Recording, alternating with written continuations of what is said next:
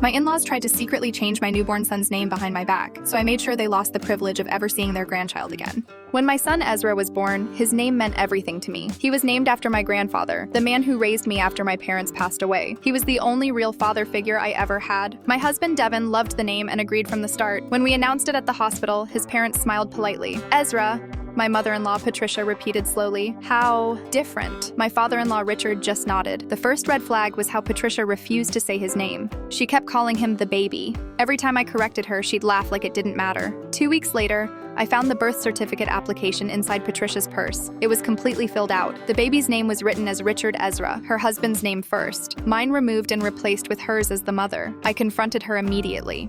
She didn't even look embarrassed. She calmly said they had discussed changing it because Richard was a strong family name and Ezra would work better as a middle name. We had never discussed anything. She brushed me off and said I was being emotional. That's when I realized it wasn't confusion.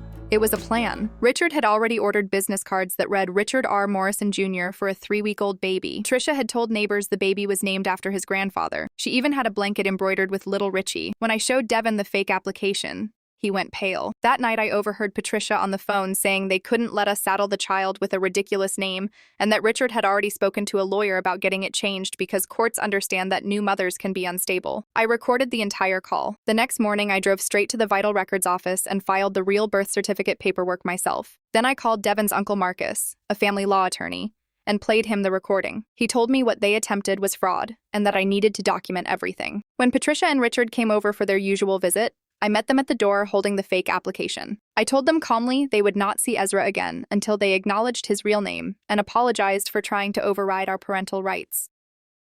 Patricia laughed and said I couldn't keep them from their grandchild over something so small. I closed the door and told her to watch me. For 6 months, they tried everything.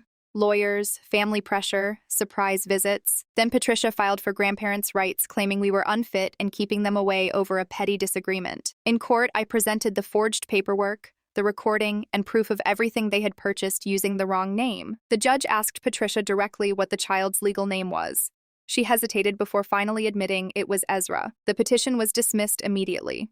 The judge stated that attempting to forge documents and undermine parental authority was grounds to restrict access, not expand it. Patricia screamed in the parking lot that I had stolen her grandson. I told her his name was not nothing, it was everything. That was 3 years ago. Ezra is starting preschool soon.